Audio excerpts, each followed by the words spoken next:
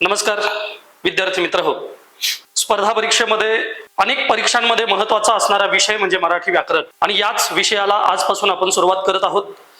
सरळ सेवा अंतर्गत येणाऱ्या सर्व परीक्षा यामध्ये तलाठी, ग्रामसेवक, अगदी कृषी सेवक पासून ते पोलीस विभागामध्ये डिपार्टमेंटल PSIच्या परीक्षेपर्यंत जेवढ्या काही महत्त्वाच्या सरळ सेवेअंतर्गत होणाऱ्या किंवा MPSC कडून घेतल्या जाणाऱ्या ज्या स्पर्धा परीक्षा आहेत त्या स्पर्धा परीक्षांमध्ये मराठी व्याकरण हा अत्यंत निर्णायक विषय असतो आहे आणि तो राहणार आहे, हे लक्षात घ्या.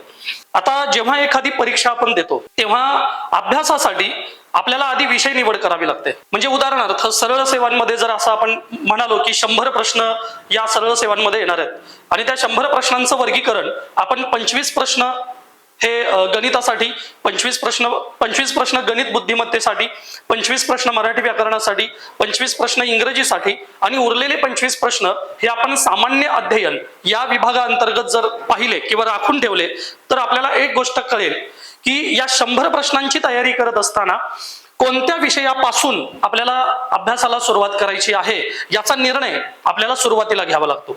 आणि मग यामध्ये आपल्या जवळचा अगदी जन्माला आल्यापासून प्राथमिक शिक्षण, माध्यमिक शिक्षण, कॉलेज लेवलचं शिक्षण घेत असताना जो विषय आपल्या सगळ्यात जवळचा राहिलाय, ज्या विषयाचा आपण वारंवार अभ्यास केलेला आहे त्याच विषयापासून जर आपण अभ्यासाला सुरुवात केली तर निश्चितपणे त्याचा फायदा हा परीक्षेत होऊ शकतो, हे लक्षात घ्या.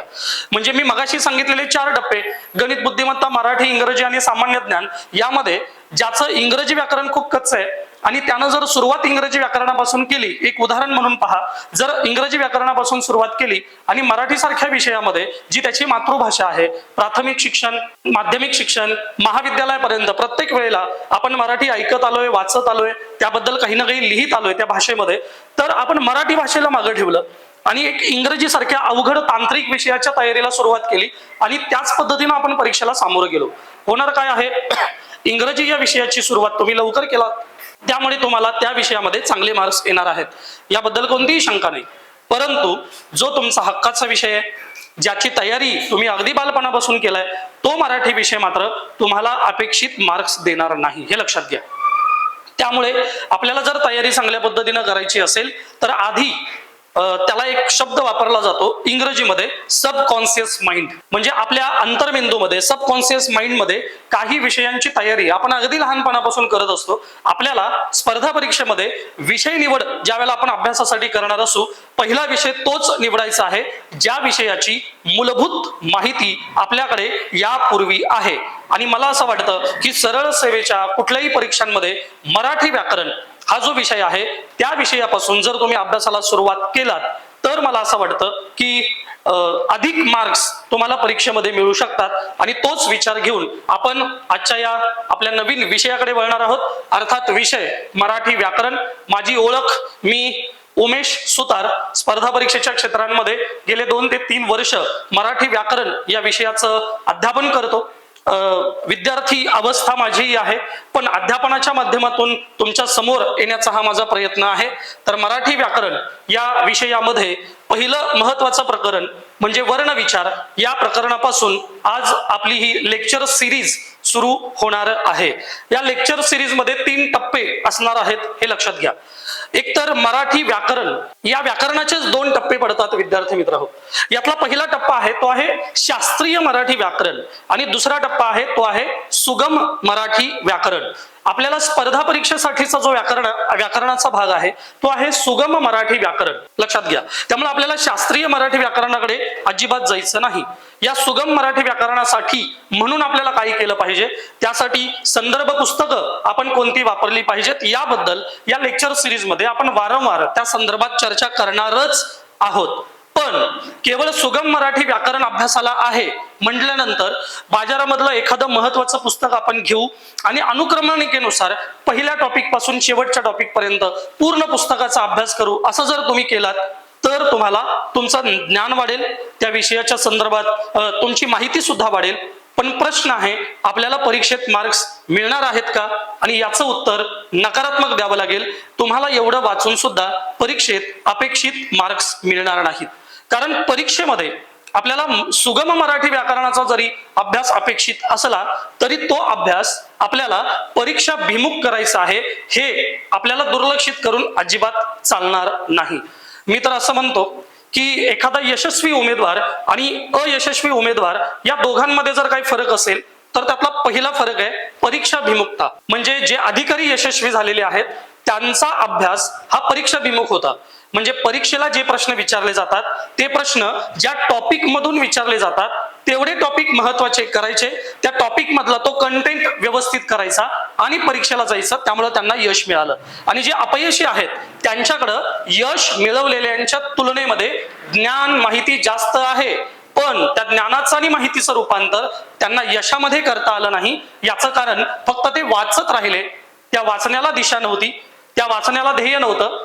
आज आपल्याला मराठी व्याकरण शिकायचं आहे आणि त्याची दिशा आणि त्याचं ध्येय हे दोन्हीही परीक्षेमध्ये यश मिळवणं हेच आपलं असणार आहे. तर सुरुवात करूयात मराठी व्याकरणाच्या पहिल्या टॉपिकला आणि या टॉपिकचं नाव आहे वर्ण विचार. ठीक आहे, मग या टॉपिक मध्ये आपल्याला वर्ण म्हणजे काय जाणून घ्यायचं आहे. या वर्णांचे काही प्रकार आहेत का, त्या प्रकारांचे काही उपप्रकार आहेत का, आणि परीक्षेला या संदर्भात कोणते प्रश्न विचारलेले आहेत आणि कोणते प्रश्न विचारले जाऊ शकतात, या सगळ्या पातळीवरती आज आपल्याला हे प्रकरण अभ्यासायचं आहे. तर सुरुवात करूयात पहिल्या प्रकरणाला. त्या प्रकरणाचं नाव आहे वर्ण विचार. तर विद्यार्थी मित्र हो, पहिली गोष्ट मराठी व्याकरणामध्ये एक महत्वाचा प्रश्न नेहमी विचारला जातो आणि तो प्रश्न संकल्पनांवर आधारित आहे. संकल्पना. आता वर्ण विचार या प्रकरणामध्ये पहिली संकल्पना जर कुठली असेल तर ती संकल्पना आहे वर्ण. मग वर्ण म्हणजे काय हे आपल्याला बघायचं आहे. इथे दिलेलंच आहे बघा, वर्ण. वर्ण म्हणजे ध्वनी चिन्ह. वर्ण म्हणजे ध्वनी चिन्ह. आता वर्ण म्हणजे काय, त्याची संकल्पना काय, त्याची व्याख्या काय, हे परीक्षेला यापूर्वी विचारलेलं आहे. तोंडावाटे निघणाऱ्या मूळ ध्वनींना वर्ण असे म्हणतात. तोंडावाटे निघणाऱ्या मूळ ध्वनींना वर्ण असे म्हणतात.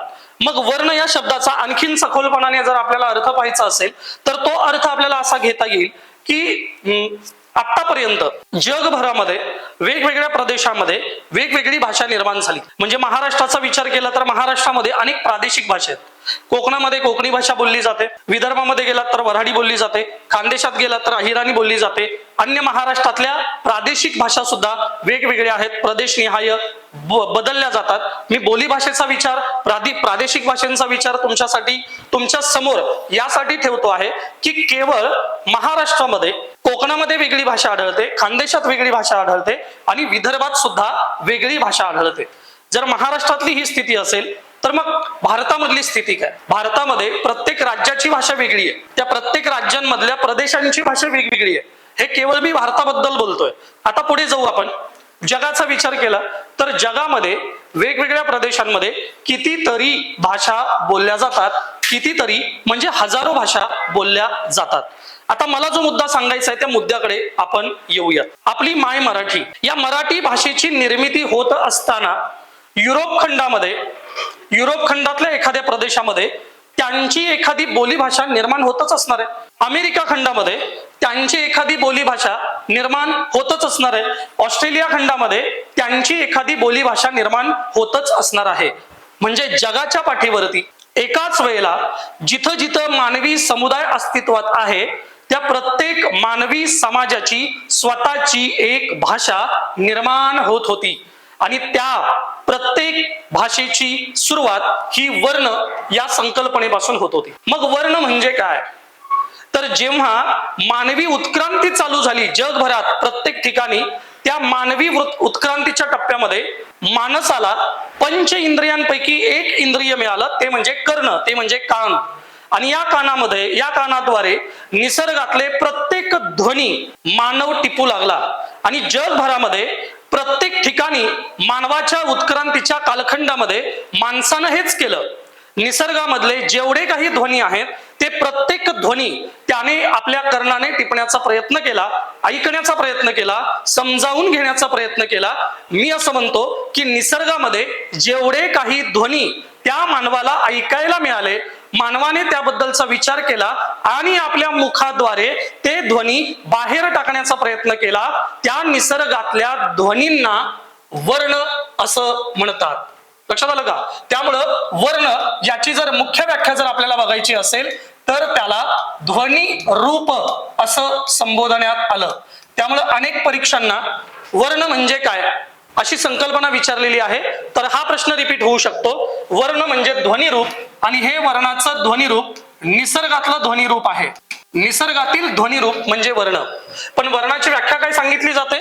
तोंडावाटे निघणाऱ्या मूळ ध्वनींना वर्ण असं म्हटलं जातं. वर्णाला ध्वनी रूप असं सुद्धा म्हटलं जातं, हे लक्षात घ्या. आता पुढच्या एका टप्प्याकडे आपण येऊयात. काही वेळेला मराठीमध्ये शब्द विभागावरती सुद्धा प्रश्न येतात. म्हणजे वर्ण या प्रकरणामध्ये आपल्याला त्याची संकल्पना विचारली जाईल, पहिला मुद्दा. पण काही प्रश्नपत्रिकांमध्ये वर्ण म्हणजे काय, त्याचा समानार्थी शब्द कोणता याबद्दल सुद्धा प्रश्न विचारण्यात आलेला आहे. त्यावेळेला आपल्याला त्या शब्दांची सुद्धा माहिती पाहिजे, त्या शब्दांच्या अर्थाबद्दल आपल्याला माहिती पाहिजे.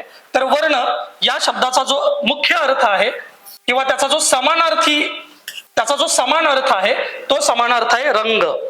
त्यामुळे हा सुद्धा प्रश्न परीक्षेला विचारलाय. वर्ण म्हणजे काय, तर वर्ण म्हणजे रंग. बऱ्याचदा आपण काही जाहिराती पाहतो बघा. कुणीतरी हरवलेलं असतं आणि त्या हरवलेल्या व्यक्तीची माहिती दिलेली असते. त्या माहितीमध्ये त्याचं नाव दिलेलं असतं, त्याचा पत्ता दिलेला असतो, ज्यांनी ही माहिती दिली त्यांचा संपर्क क्रमांक दिलेला असतो आणि त्या माणसाच्या ओळखीसाठी म्हणून त्याचं काही वृत्तांत दिलेलं असतं, त्याचं नाव, त्याचा वर्ण म्हणजे रंग, म्हणजे तो दिसायला कसा आहे. तर वर्ण या शब्दाचा जो अर्थ आहे तो आहे रंग. वर्ण म्हणजे काय आपल्याला कळालं. वर्ण म्हणजे ध्वनी रूप, हे लक्षात घ्या. निसर्गामधले जे ध्वनी आहेत त्या ध्वनींचं रूप म्हणजे वर्ण. त्याची व्याख्या तोंडावाटे निघणाऱ्या मूळ ध्वनींना वर्ण असं म्हणतात आणि त्याचा समानार्थी शब्द वर्ण म्हणजे रंग. आता आपण पुढे येऊयात. इथे दिलेले आहेत वर्णांचे प्रकार. वर्णांचे एकूण 3 प्रकार पडतात सुगम मराठी व्याकरण. यातला पहिला प्रकार आहे स्वर, दुसरा प्रकार आहे स्वरादी आणि तिसरा प्रकार आहे व्यंजन. विद्यार्थी मित्र हो, तुम्हाला पहिलाच प्रश्न विचारला जाईल वर्णांचे प्रकार किती. तर वर्णांचे 3 मुख्य प्रकार पडतात, स्वर, स्वरादी आणि व्यंजन. मग इथं आपल्याला काय काय अपेक्षित आहे? स्वर म्हणजे काय हे आपल्याला पाहायचंय, स्वरांचे प्रकार बघायचे. स्वरादी म्हणजे काय हे आपल्याला पाहायचंय, स्वरादींचे प्रकार बघायचे. व्यंजन म्हणजे काय आपल्याला हे पाहायचंय, व्यंजनांचे प्रकार बघायचे. आणि जर तुम्ही कुठलीही परीक्षा पाहाल आणि त्या परीक्षेतले मराठी विषयांमध्ये आलेले प्रश्न जर तुम्ही पाहाल तर तुम्हाला लक्षात येईल की वर्ण विभाग, वर्ण विचार या पहिल्याच प्रकरणामध्ये अनेक प्रश्न तुम्हाला परीक्षेसाठी आलेले सापडतील. त्यामुळं हे जे पहिलं प्रकरण आहे हे पहिलं प्रकरण आपल्याला खूप व्यवस्थित अभ्यासायचं आहे किंवा अभ्यासणार आपण आहोत. तर वर्णांच्या प्रकारामध्ये स्वर, स्वरादी आणि व्यंजन हे 3 उपप्रकार आहेत. आधी आपण वर्ण आणि त्यांची जी मांडणी आहे ती मांडणी पाहणार आहोत, एकूण 52 वर्णांची. त्यानंतर आपण स्वर, स्वरादी आणि व्यंजन अभ्यासणार आहोत. तर बघा, पहिल्यांदा स्वर आहेत. स्वर किती आहेत? तर पारंपरिक स्वर आहेत 12. मी इथं शब्द लिहितोय पारंपरिक. प्रत्येक शब्दाला काही ना काही अर्थ हे लक्षात ठेवा. पारंपरिक स्वर आहेत एकूण 12. कोणकोणते आहेत? तर अ, आ, इ, ई, उ, ऊ, ऋ, लृ, ए, ऐ, ओ, औ या एकूण 12 स्वरांना मराठीमध्ये पारंपरिक स्वर असे म्हटले जातात. आता इथं आणखीन एका गोष्टीकडे मी जाणीवपूर्वक तुमचं लक्ष नेईन, कारण तो प्रश्न अपेक्षित आहे. ऋ आणि लृ या 2 स्वरांची जी मांडण्याची जागा आहे, मांडणी जागा आहे, ती तुम्हाला परीक्षेला विचारली जाईल. तर ऋ आणि लृ या वर्णमालेमध्ये कुठे आहेत? तर ते उ नंतर आहेत. उ, ऊ या स्वरानंतर ऋ आणि लृ यांची मांडणी आहे. त्यामुळे मांडणी सुद्धा लक्षात ठेवा. मी मगाशी तुम्हाला बोललो 12 जे स्वर आहेत या 12 स्वरांना आपण काय म्हणतो व्याकरणात? पारंपरिक स्वर असं म्हणतो. पुढे येऊयात स्वरादी. अम आणि आहा हे जे 2 आहेत या दोघांना स्वरादी असं संबोधलं जातं. आता त्यानंतर आहेत एकूण 34 व्यंजने. व्यंजने बघा कोणकोणती आहेत? क, ख, ग, घ, न, च, छ, ज, झ, ण, ट, ठ, ड, ढ, न, त, थ, द, ध, न, प, फ, ब, भ, म, य, र, ल, व, श, श, स, ह, ळ असे जे मी अधोरेखित केलेले आहेत ते व्यंजन गट आहेत आपल्या मराठीमध्ये. त्यातला पहिला व्यंजन गट आहे क चा. क चा व्यंजन गट एकूण 5 व्यंजनांचा आहे. क, ख, ग, घ, ण ही 5 व्यंजन क गटात येतात. दुसरा गट आहे च व्यंजन गट. या च व्यंजन गटामध्ये च, छ, ज, झ, ण ही व्यंजन येतात. तिसरा व्यंजन गट आहे ट व्यंजनाचा. या व्यंजन गटामध्ये ट, ठ, ड, ढ, ण ही व्यंजन येतात. त्यानंतरचा व्यंजन गट आहे त व्यंजन गट. या त व्यंजन गटामध्ये त, थ, द, ध, न ही व्यंजन गट येतात, म्हणजे ही व्यंजन येतात. त्यानंतरचा व्यंजन गट आहे प.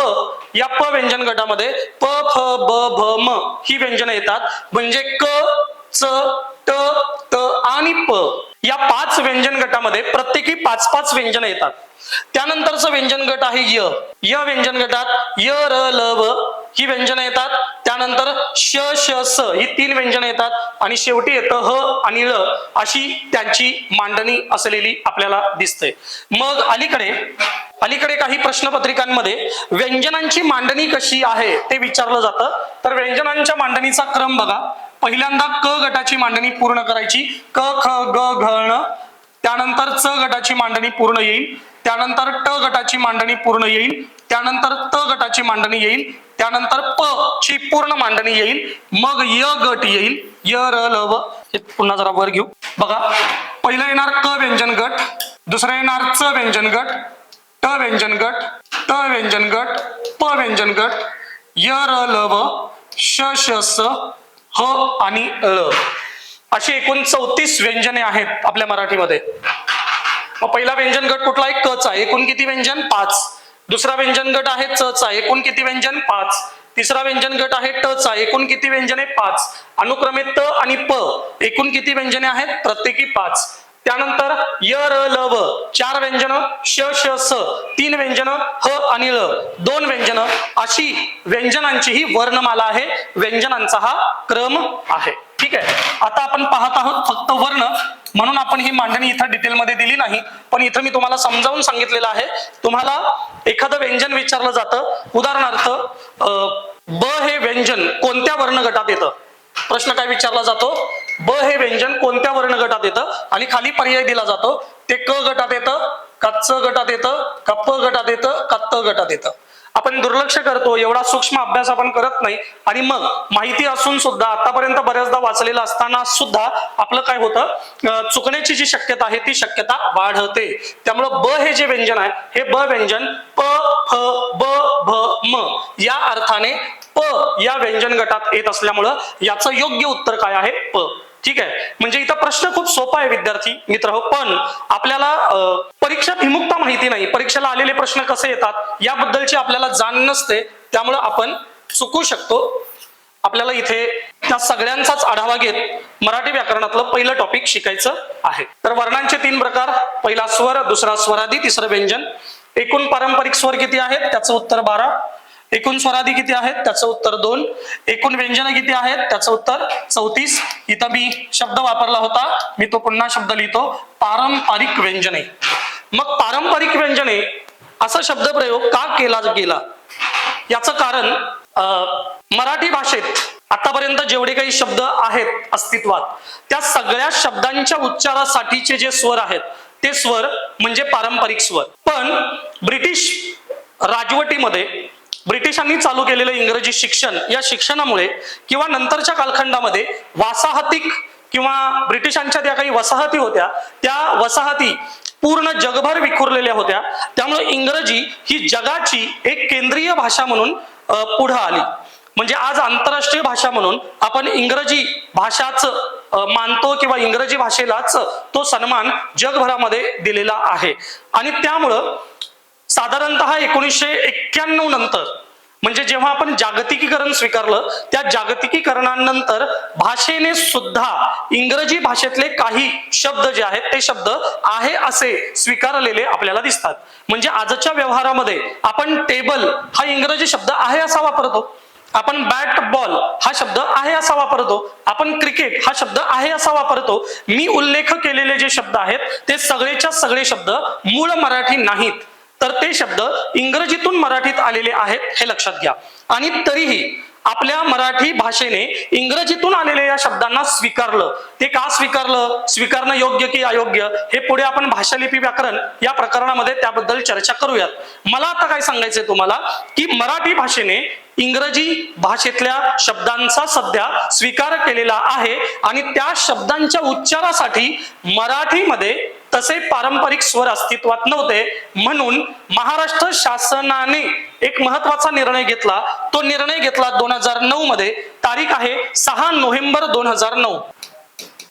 तारीख आहे विद्यार्थी मित्र हो 6 नोव्हेंबर 2009. शासन निर्णयानुसार 2 नवीन स्वर मराठी भाषेमध्ये समाविष्ट करण्यात आले. जे 2 स्वर पारंपरिक नव्हते म्हणून त्यांना म्हटलं गेलं आधुनिक स्वर. आधुनिक म्हणजे अलीकडे समाविष्ट केलेले स्वर म्हणून त्यांना आधुनिक स्वर असं म्हणतात. आणि हे आधुनिक स्वर 2 आहेत, ते आहेत अ आणि अ. त्या आधुनिक स्वरांना अ आणि अ असं म्हटलं जातं. हे दोन्ही स्वर कोणत्या भाषेतून मराठीत आलेले आहेत असा प्रश्न विचारलाय. तर अ आणि अ हे दोन्ही स्वर इंग्रजी भाषेतून मराठीत आलेले आपल्याला दिसतात. आता इथं आणखीन एक संकल्पना मी तुम्हाला स्पष्ट करू इच्छितो. तुम्हाला आधुनिक स्वर या शब्दाऐवजी परीक्षेमध्ये आणखीन एक शब्द वापरतील आणि तो शब्द आहे आदत्त. तो शब्द आहे आदत्त. तर अ आणि अ या दोघांना आधुनिक स्वर असंही म्हटलं जातं आणि या दोघांना आदत्त असंही म्हटलं जातं. आधुनिक स्वर म्हणजे तुम्हाला कळालंच, अलीकडच्या काळामध्ये स्वीकारलेले स्वर. मग आदत्त म्हणजे काय? तर आदत्त हा एक संस्कृत शब्द आहे. आदत्त म्हणजे दत्तक आलेले. या अर्थाने अ आणि अ हे दुसऱ्या भाषेतून परभाषेतून मराठीत आलेले आहेत म्हणून अ आणि अ या 2 वर्णांना मराठीमध्ये आदत्त म्हणतात. त्यांना आधुनिक स्वर असं म्हणतात. ठीक आहे. मग पुन्हा जरा मागे जाऊ. मगाशी आपण पारंपरिक स्वरांची यादी पाहिली होती 12. आता आधुनिक स्वर किती आहेत? 2. ते 2 स्वर त्यामध्ये मिसळल्यानंतर एकूण स्वरांची संख्या किती होते? 14. त्यामुळं सध्या एकूण स्वर किती आहेत? एकूण स्वर तर ते आहेत 14. हे लक्षात घ्या. मग तुम्हाला काय काय विचारलं जाईल? सध्या वर्णमालेमध्ये एकूण स्वर किती विचारलं जाईल? त्याचं उत्तर आहे 14. वर्णमालेतील पारंपरिक स्वर किती हा प्रश्न विचारला जाईल. त्याचं उत्तर आहे 12. वर्णमालेतील आधुनिक स्वर किंवा आदत्त किती? तर त्याचं उत्तर आहे 2. प्रश्न कसाही येऊ दे विद्यार्थी मित्र हो, त्याचं उत्तर आता आपलं क्लिअर असणार आहे. आता हे सगळं पाहत असताना तुम्हाला हा प्रश्न पडला असेल की सर आपली सुरुवात अ पासून झाली म्हणजे अ आ इ ई उ ऊ ऋ ॠ ए ऐ ओ औ अम आहा क ख ग घ ण च च छ ज झ ळ ट ठ ड ढ ण त थ द ध न प फ ब भ म य र ल व श श स ह आणि ळ. मग या यादीमध्ये क्ष आणि ज्ञ कुठे आहेत? हा प्रश्न निश्चितपणे आपल्याला पडला असेल तर त्या प्रश्नाचं उत्तर आहे इथे. तर क्ष आणि ज्ञ हे मराठीमध्ये संयुक्त व्यंजन मानले जातात. आता इथं संयुक्त या शब्दाचा अर्थ आपल्याला कळाला की मग बाकी पुढचा भाग कळणं सोपं जातं. संयुक्त म्हणजे काय? संयुक्त म्हणजे 2 किंवा 2 पेक्षा जास्त घटक एकत्र येणे. संयुक्त या शब्दाचा अर्थ काय? 2 किंवा 2 पेक्षा जास्त घटक एकत्र येणे. इथं संयुक्त व्यंजन आपल्याला बघायचं आहे. याचा अर्थ काय? तर 2 किंवा 2 पेक्षा जास्त व्यंजन एकत्र येणे याला म्हटलं जातं संयुक्त व्यंजन. 2 किंवा 2 पेक्षा जास्त व्यंजने एकत्र येणे याला काय म्हटलं जातं? संयुक्त व्यंजन म्हटलं जातं. तर इथे क्ष आणि ज्ञ या दोघांना व्यंजन म्हणून स्थान नाही, तर त्यांना स्थान काय म्हणून आहे? त्यांना स्थान आहे संयुक्त व्यंजन म्हणून. लक्षात येतं का?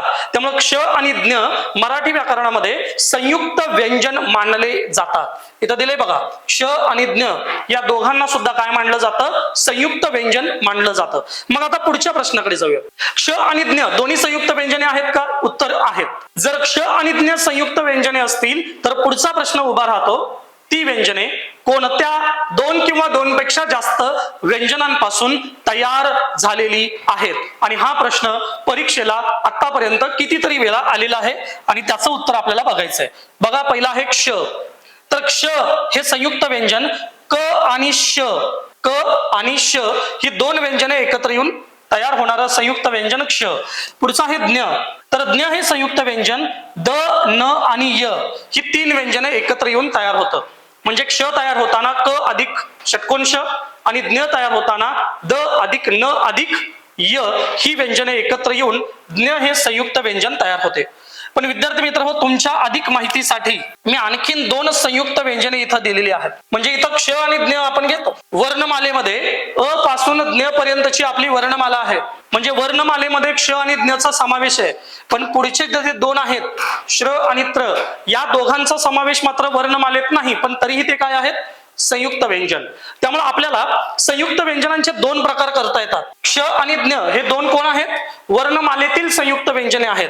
आणि श्र आणि त्र हे जे 2 आहेत ते काय आहेत? वर्णमालेच्या बाहेरील संयुक्त व्यंजने आहेत. तुम्हाला असा प्रश्न अपेक्षित आहे ना की वर्णमालेतील संयुक्त व्यंजन कोणते? उत्तर क्ष आणि ज्ञ. आणि प्रश्न आला वर्णमालेच्या बाहेरील संयुक्त व्यंजन कोणते, तर उत्तर श आणि त्र. मग प्रश्न असा आहे की आपल्याला कळालं क्ष आणि ज्ञ कशापासून तयार होतं. पुढचं आपल्याला बघायचं श्र आणि त्र ची रचना आपण कशा पद्धतीनं करतो. तर श्र ची रचना होते श अधिक र आणि त्र ची रचना आहे त अधिक र. म्हणजे श अधिक र हे दोन व्यंजन एकत्र आले की श्र हा संयुक्त व्यंजन तयार होतो आणि त अधिक र हे जे दोन व्यंजन एकत्र आले तर त अधिक र दोन व्यंजन एकत्र आले तर त्र हे संयुक्त व्यंजन तयार होते. कळतंय. ही आहे आपली एकूण वर्णमाला. या वर्णमालेची सुरुवात ही स्वरांपासून होते आणि या वर्णमालेचा शेवट जो आहे तो संयुक्त व्यंजनांपर्यंत होतो. अ पासून वर्णमालेची सुरुवात होते आणि क्ष आणि ज्ञ या ठिकाणी आपली वर्णमाला संपते. ठीक आहे. नंतर आपण बघणारच आहोत या टॉपिक मध्ये पुढे एकूण वर्ण किती, त्या वर्णांची मांडणी कशी वगैरे वगैरे. आता पुढच्या एका महत्वाच्या मुद्द्याकडे येऊयात विद्यार्थी मित्र. आणि तो मुद्दा आहे वर्णमालेमध्ये काही स्वर हे लुप्त होण्याच्या मार्गावरती आहेत. तर असे कोणते स्वर आहेत जे स्वर लुप्त होत आहेत असा प्रश्न यापूर्वी एमपीएससी मध्ये पण विचारलाय आणि यापूर्वी अन्य स्पर्धा परीक्षांमध्ये सुद्धा हा प्रश्न विचारलेला आहे. तर त्याचं प्रमुख उत्तर आहे लृ.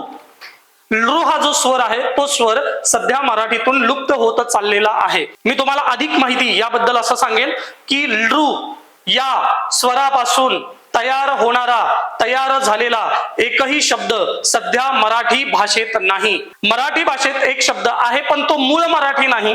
तो शब्द तत्सम शब्द आहे. तत्सम म्हणजे संस्कृत मधून मराठीत आलेला आणि तो शब्द आहे क्लृप्ती. क्लृप्ती हा मूळ मराठी शब्द नाही, देशी शब्द नाही, तर तो संस्कृत मधून मराठीत आलेला तत्सम शब्द आहे. तर हा एकच शब्द लृ या स्वरापासून निर्माण झालेला एकमेव शब्द सध्या अस्तित्वात आहे. त्यामुळे लृ या स्वराला लुप्त होत जाणारा स्वर मानलं जातं. लृ या स्वराला लुप्त होत जाणारा स्वर मानलं जातं. आणखीन एक स्वर आहे रू. रू बद्दल सुद्धा एकदा आयोगाने प्रश्न विचारला होता की रू हा स्वर लुप्त होत आहे का, तर याचं उत्तर सुद्धा आयोगाने बरोबर दिलं होतं. रू हा स्वर 100% लुप्त होतोय आणि रू हा सुद्धा स्वर लुप्त होत आहे. ते कसं बघा. रू या स्वरापासून तयार होणारे जेवढे शब्द सध्या मराठीत आहेत म्हणजे आपण मराठीत प्रचलित म्हणून वापरतो तर ते मूळ मराठी किंवा देशी शब्द नाहीत.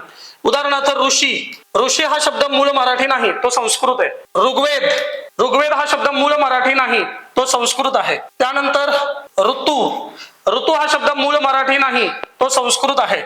तर ऋ पासून तयार होणारे जेवढे काही शब्द मराठीत सध्या प्रचलित आहेत ते सगळेच्या सगळे शब्द हे संस्कृत मधून मराठीत आलेले आपल्याला दिसतात. त्यामुळं सध्या दोन स्वर असे आहेत की ज्या स्वरांवर तुम्हाला प्रश्न अपेक्षित आहे. त्यातला पहिला स्वर आहे लृ. हा 100% लुप्त होत आहे. या लृ पासून तयार होणारा संस्कृत मध्ये आणि मराठीत तत्सम शब्दांमध्ये एकच शब्द अस्तित्वात आहे क्लृप्ती. आणि दुसरा रू वरती सुद्धा तुम्हाला प्रश्न येईल. रू स्वराबद्दलची माहिती मी काय सांगितली तर रू या स्वरापासून तयार होणारे जेवढे शब्द आहेत प्रचलित ते सगळेच्या सगळे शब्द मूळ संस्कृत मधले आहेत. संस्कृत मधून मराठीत आलेले तत्सम शब्द आहेत. त्यामुळे हा प्रश्न एमपीएससी ने विचारलेला होता तो प्रश्न पुन्हा सरळ सेवेला रिपीट होऊ शकतो, कॉपी होऊ शकतो. त्यामुळे रू आणि लृ या दोन्हीची सुद्धा तुम्हाला माहिती ठेवावी लागणार आहे.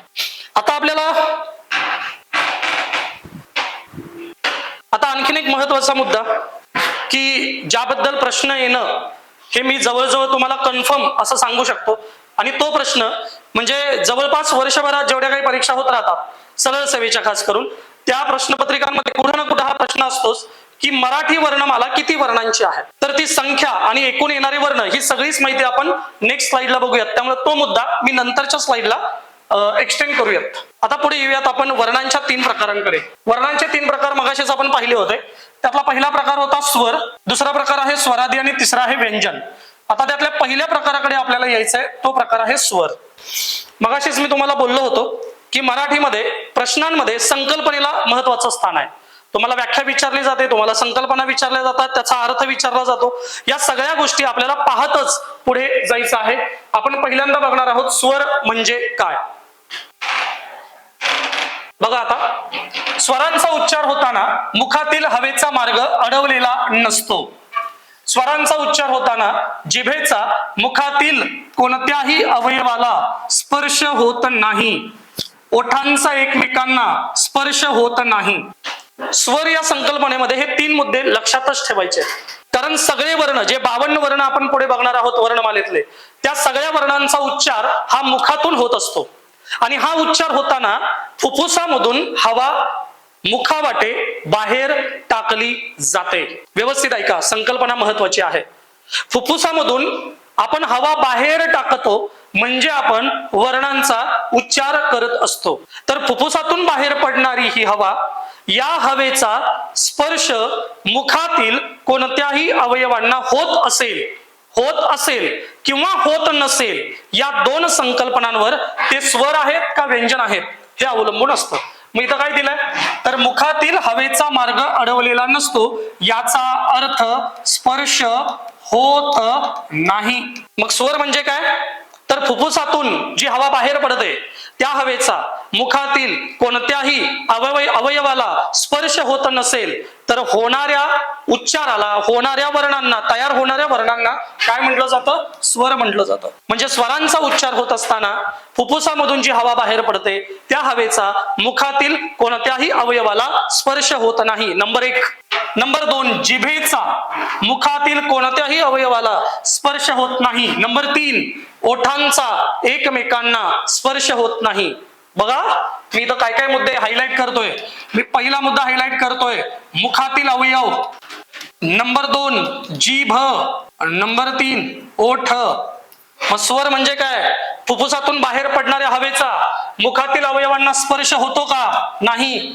स्वर म्हणजे काय, जिभेचा मुखातील अवयवांना स्पर्श होतो का, नाही. स्वरांचा उच्चार होताना ओठांचा एकमेकांना स्पर्श होतो का, याचंही उत्तर नाही. म्हणजे स्पर्श होत नसेल तर त्या वर्णांना स्वर असं म्हणतात. आणि विद्यार्थी मित्र हो, बरोबर उलट, जर फुफ्फुसातून बाहेर पडणाऱ्या हवेचा मुखातील अवयवांना स्पर्श होत असेल तर त्याला स्वर नाही म्हणत आपण, त्याला काय म्हणणार आपण, व्यंजन. जिभेचा मुखातील अवयवांना स्पर्श होत असेल तर त्याला स्वर नाही म्हणणार आपण, त्याला काय म्हणणार, व्यंजन. ओठांचा एकमेकांना स्पर्श होत असेल तर त्याला काय म्हणणार आपण, व्यंजन. व्यंजनांच्या ठिकाणी आपण पुन्हा त्याची माहिती पाहूच. आता आपण काय पाहतो आहोत, आता आपण पाहतो आहोत स्वर. त्यामुळे स्वरांची ही संकल्पना आपल्याला माहिती पाहिजे. मी पुन्हा रिपीट करतो, आपल्या फुफ्फुसातून बाहेर पडणाऱ्या हवेचा मुखातील कोणत्याही अवयवांना स्पर्श होत असेल तर त्याला व्यंजन म्हणतात, आणि स्पर्श होत नसेल तर त्याला स्वर म्हणतात. जिभेचा मुखातील अवयवांना स्पर्श होत असेल तर त्याला व्यंजन म्हणतात, आणि स्पर्श होत नसेल तर त्याला स्वर म्हणतात. ओठांचा एकमेकांना स्पर्श होत असेल तर त्याला व्यंजन म्हणतात, आणि ओठांचा एकमेकांना स्पर्श न होता एखाद्या वर्णाचा उच्चार होत असेल तर त्याला व्याकरणात म्हणतात स्वर. ठीक आहे. मोरा वाळिंबे या सुगम मराठी व्याकरणाचं पुस्तक लिहिणाऱ्या प्रमाण पुस्तकामध्ये स्वराच्या संकल्पनेत आणखीन एक मुद्दा दिलाय, तो म्हणजे स्वर म्हणजे नुसतेच सूर असतात. स्वर काय असतात, नुसतेच सूर असतात. त्यामुळे तुम्हाला स्वरांची जी संकल्पना आहे ती संकल्पना माहितीच असायला हवी. तुम्ही आधी झालेल्या कुठल्याही प्रश्नपत्रिका तपासून पहा, त्या प्रश्नपत्रिकांमध्ये संकल्पनेवर आलेला प्रश्न तुम्हाला नक्की सापडेल. येणाऱ्या परीक्षेमध्ये डोळे झाकून हा प्रश्न आपल्या यादीमध्ये असणार आहे. आता स्वरांच्या प्रकाराकडे येऊ. मगाशी मी तुम्हाला बोललो संकल्पना, संकल्पनेनंतर प्रकार. आता स्वरांचे पडणारे प्रकार, यातला पहिला प्रकार आपल्याला बघायचा आहे उच्चारानुसार स्वरांचे प्रकार. आता स्वर कुठले आहेत, इथे आहेत हे स्वर अ, आ, इ, ई, उ, ऊ, रुल, रू, ए, ऐ, ओ आणि औ. हे मूळ 12 पारंपरिक स्वर आहेत, आणि नंतरचे जे 2 आहेत ते आधुनिक स्वर. मग या प्रकारांमध्ये शक्यतो हे प्रकार पारंपरिक स्वरांचेच पडलेले आहेत, हे लक्षात घ्या. कारण आधुनिक स्वरांचा समावेश आपण कधी केला, ही तारीख सुद्धा आपण बोललो, 6 नोव्हेंबर 2009 शासन निर्णयानुसार आपण आदत्त म्हणून, दत्तक म्हणून स्वीकारलेले इंग्रजी भाषेतून मराठीत आलेले 2 आधुनिक स्वर आहेत. ते कोणते आहेत, ऍ आणि अ. पण आपल्याला जे प्रकार उच्चारानुसारचे पाहायचे ते शक्यतो पडणारे प्रकार हे पारंपरिक स्वरांचेच पडतात. मग उच्चारानुसार पडणारा पहिला प्रकार कोणता आहे, ह्रस्व स्वर. दुसरा प्रकार कोणता आहे, दीर्घ स्वर. आणि तिसरा प्रकार कोणता आहे, संयुक्त स्वर. तुम्हाला अत्यंत बेसिक प्रश्न विचारला जाईल, अत्यंत बेसिक प्रश्न, स्वरांचे उच्चारानुसार पडणारे प्रकार किती. किती असा प्रश्न विचारला की त्याचं उत्तर 3. ऱ्हस्व स्वर, दीर्घ स्वर आणि तिसरा आहे संयुक्त स्वर. एक लक्षात घ्या, मराठीचा अभ्यास करताना प्रत्येक वेळेला आपल्याला पाठांतराची आवश्यकता नसते. प्रत्येक वेळेला आपण पाठच करत राहिलो तर ते होणार नाही. आपल्याला अर्थ सुद्धा कळायला हवा. जर त्याचा व्यवस्थित अर्थ आपल्याला कळाला ना तर निश्चितपणे आपल्याला एखाद्या प्रश्नाचं उत्तर शोधता येतं आणि इतर विषयांना आपल्याला जास्तीत जास्त वेळ देता येतो. आता ऱ्हस्व स्वर आहे. ऱ्हस्व स्वराची व्याख्या बघा काय आहे. ज्या स्वराचा उच्चार आखूड होतो त्याला ऱ्हस्व स्वर असं म्हणतात. की वर्ड जे आहे ते की वर्ड लक्षात ठेवायचे. ऱ्हस्व स्वरामध्ये उच्चार आखूड, कारण उच्चारावरून पडतात प्रकार. तर दीर्घ स्वराचा अर्थ काय, ज्या स्वरांचा उच्चार लांबट होतो त्याला दीर्घ स्वर असं म्हणतात. आता या दोन्ही समजून घेण्यासाठी आपल्याला उदाहरणांकडे जावं लागेल. आता उदाहरण बघा. ऱ्हस्व स्वर म्हणजे काय. अ, ऱ्हस्व ई, ऱ्हस्व उ, रू आणि रू असे एकूण 5 जे आहेत ते ऱ्हस्व स्वर आहेत. 5. इथं प्रिंटिंग मिस्टेकने ऍ आणि अ पडलेलं आहे. पारंपरिक स्वरांचाच आपण विचार करायचा. ऱ्हस्व स्वरामध्ये अ, ई, उ, रू आणि रू हे जे 5 स्वर आहेत या 5 स्वरांना ऱ्हस्व स्वर असं म्हणतात. आणि बरोबर पुढे येऊ आ, दीर्घ ई आणि दीर्घ उ एवढंच विचारात आपण घेऊ. इथे अ आणि आ या 2 स्वरांचा उच्चार अभ्यास जर आपण केला तर अ चा उच्चार हा आखूड होतो आणि आ चा उच्चार लांबट होतो. ह्रस्व ई आणि दीर्घ ई, ह्रस्व ईचा उच्चार ई आणि दीर्घ ईचा उच्चार ई असा होतो. म्हणजे उच्चारावरून आपल्याला हे ठरवता येतं की ह्रस्व काय आहे आणि दीर्घ काय आहे. ह्रस्व मध्ये उच्चार आखूड होतो तर दीर्घ मध्ये उच्चार लांबट स्वरूपात होतो. आता तिसऱ्या मुद्द्याकडे येऊयात. संयुक्त स्वर. मी पुन्हा संयुक्त हा जो शब्द आहे हा शब्द जाणीवपूर्वक चर्चेला घेतो. इथे आपण संयुक्त या शब्दावरचा अभ्यास केला होता. संयुक्त म्हणजे काय मित्र हो, तर 2 किंवा 2 पेक्षा जास्त घटक एकत्र येणे. 2 किंवा 2 पेक्षा जास्त घटक एकत्र येऊन जर काय होत असेल तर ती प्रक्रिया संयुक्त असते. इथे 2 व्यंजन एकत्र आली म्हणून त्याला आपण म्हणालो संयुक्त व्यंजन. इथे 2 स्वर एकत्र येणार आहेत म्हणून इथे ते काय असणार आहेत, संयुक्त स्वर असणार आहेत. बघा आता संयुक्त स्वराची व्याख्या काय आहे. 2 विजातीय स्वर एकत्र येऊन तयार होणाऱ्या स्वरास संयुक्त स्वर असं म्हणतात.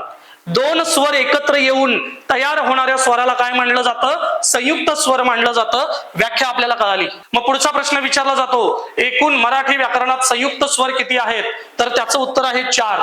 कोणकोणती संयुक्त स्वर आहेत, ए, ऐ, ओ आणि औ. संयुक्त स्वर किती आहेत मराठीत, 4. ए, ऐ, ओ, औ. पहिला प्रश्न कळाला संयुक्त स्वर म्हणजे काय. दुसरा प्रश्न कळाला मराठीत एकूण संयुक्त स्वर किती आहेत. आता तिसरा प्रश्न विचारला जाईल, संयुक्त स्वर ए, ऐ, ओ, औ कोणत्या स्वरापासून निर्माण झालेले आहेत, तर त्याचीही उत्तर आपल्याला देता यायला हवीत. तर ए हा स्वर अ आणि ई यांच्या एकत्रीकरणातून तयार होतो. ऐ हा स्वर आ आणि ई यांच्या एकत्रीकरणातून तयार होतो. ओ हा स्वर अ आणि उ यांच्या एकत्रीकरणातून तयार होतो. आणि औ हा स्वर आ आणि उ यांच्या एकत्रीकरणातून तयार होतो. विद्यार्थी मित्र हो, इथं एक महत्वाचं आहे ते लक्षात ठेवावं लागेल. ए, ऐ, ओ, औ या संयुक्त स्वरांची निर्मिती होताना सुरुवातीला ए तयार होताना अ आहे, ऐ तयार होताना आ आहे, ओ तयार होताना अ आहे आणि औ तयार होताना आ. हा जो स्वर आहे हा स्वर विचारात घेतलेला आहे. ठीक आहे. इथं गंमत काय आहे किंवा चुकण्याची शक्यता काय आहे, तुम्हाला विचारलं जातं ए हा संयुक्त स्वर कोणत्या 2 स्वरांपासून तयार होतो आणि पर्याय काय असतात बघा. पहिला पर्याय अ आ अधिक ई. दुसरा पर्याय आ अधिक ई किंवा ई. तिसरा पर्याय अ अधिक ई किंवा ई. चौथा पर्याय अ आ अधिक फक्त ई. आणखीन पर्याय मी वाढवतो, काय अपेक्षित आहेत पर्याय. अ आ अधिक दीर्घ ई. असे कितीतरी पर्याय विचारले जातात. आपल्याला माहिती आहे ए हा जो स्वर आहे, ए हा स्वर कशापासून तयार होतो, अ आणि ई एकत्र येऊन. पण इथं अ आ एकत्र आहेत का, ई एकत्र आहे, यासाठी म्हणून एक लक्षात घ्या, ए तयार होताना अ घ्यायचं, ऐ तयार होताना आ घ्यायचं, ओ तयार होताना अ घ्यायचं आणि औ तयार होताना आ हा स्वर घ्यायचा. आणि पुढे ए ची निर्मिती होताना अ मध्ये ई ऐची निर्मिती होताना आ मध्ये ई ई, ओ ची निर्मिती होताना अ मध्ये उ उ आणि औ ची निर्मिती होताना आ मध्ये उ आणि उ. हे जे स्वर आहेत हे स्वर मिसळले जातात म्हणून त्या स्वरांना संयुक्त स्वर असं म्हटलं जातं. ठीक आहे. पहिल्यांदा आपण पाहिलं ऱ्हस्व स्वर. ऱ्हस्व स्वर एकूण 5 आहेत. अ, ऱ्हस्व ई, ऱ्हस्व उ, रू आणि ऋ. त्यानंतर दीर्घ स्वर. दीर्घ स्वरांची रचना आ, दीर्घ ई, दीर्घ उ हे मुख्य दीर्घ स्वर आहेत. परंतु या संयुक्त स्वरांचा समावेश सुद्धा ए ऐ ओ औ यांचा समावेश सुद्धा दीर्घ स्वरांमध्ये केला जातो. ए ऐ ओ औ यांचा समावेश सुद्धा दीर्घ स्वरांमध्ये केला जातो. संयुक्त स्वर ए ऐ ओ औ. ठीक आहे. संयुक्त स्वर किती आहे? ए ऐ ओ औ. त्यांची निर्मिती कशा पद्धतीने होते, कोणते दोन स्वर एकत्र त्यामध्ये येतात, या सगळ्या गोष्टींचा जो अभ्यास आहे तो अभ्यास आपण या स्वर या संकल्पनेत केला. ठीक आहे. स्वरांची संकल्पना कळाली. स्वरांची संकल्पना, स्वरांचे उच्चारानुसार पडणारे प्रकार. स्वरांचे उच्चारानुसार पडणाऱ्या प्रकारांमध्ये पहिला प्रकार आहे ऱ्हस्व स्वर. त्याची व्याख्या, ज्या स्वराचा उच्चार आखूड होतो त्याला ऱ्हस्व स्वर असं म्हणतात. ह्रस्व स्वरामध्ये येणारे स्वर अ, ई, उ, ऋ आणि ऋ. आपण फक्त प्रमाण म्हणजे पारंपरिक स्वर घेतो, त्यामुळे चा उल्लेख इथं करायचा नाही. मी जाणीवपूर्वक इथं खोडण्यासाठी ठेवलंय म्हणजे तुमच्या लक्षात येईल. दीर्घ स्वर, ज्या स्वरांचा उच्चार लांबट होतो त्यास दीर्घ स्वर असे म्हणतात. लांबट उच्चार हे त्याचं वैशिष्ट्य आहे. आ, ई, उ हे मूळ दीर्घ स्वर आहेत. त्याशिवाय ए, ऐ, ओ, औ यांनाही दीर्घ स्वर असं म्हटलं जातं. पारंपरिक स्वर अ नसल्यामुळं दीर्घ स्वरांमध्ये त्याबद्दल तुम्हाला प्रश्न येणार नाही. संयुक्त स्वर, दोन विजातीय स्वर एकत्र येऊन तयार होणाऱ्या स्वरास संयुक्त स्वर असं म्हणतात. इथे दोन स्वर एकत्र येतात म्हणून ते संयुक्त स्वर आहेत. असे एकूण संयुक्त स्वर किती आहेत व्याकरणात? 4. ए, ऐ, ओ, औ. ए, ऐ, ओ, औ या चौघांना संयुक्त स्वर म्हणतात. त्याची माहिती आपण घेतलेली आहे.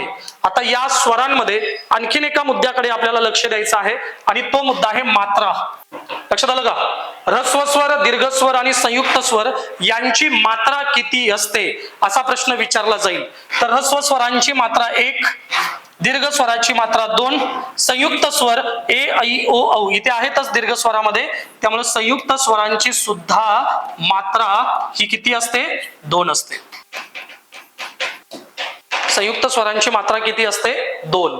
मात्रा म्हणजे काय ही संकल्पना पुढे येईलच, त्यावेळेला आपण त्यावर विश्लेषण बोलू. पण मात्रांवरती तुम्हाला प्रश्न येतो, प्रश्न येणं अपेक्षित आहे. त्यातला पहिला प्रश्न, ह्रस्व स्वराची मात्रा किती? मात्रा 1.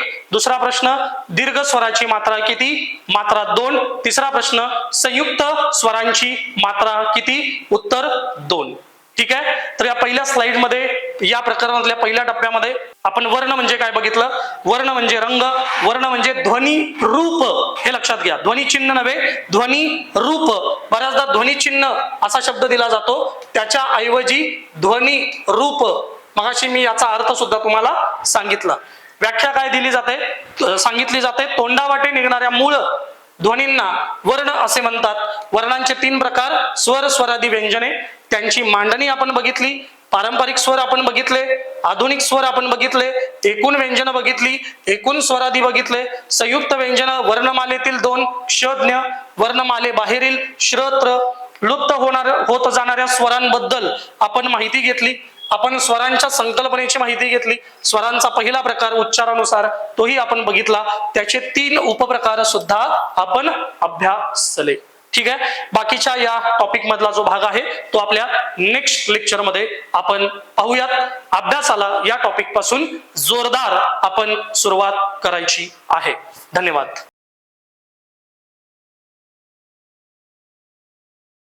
हो सर.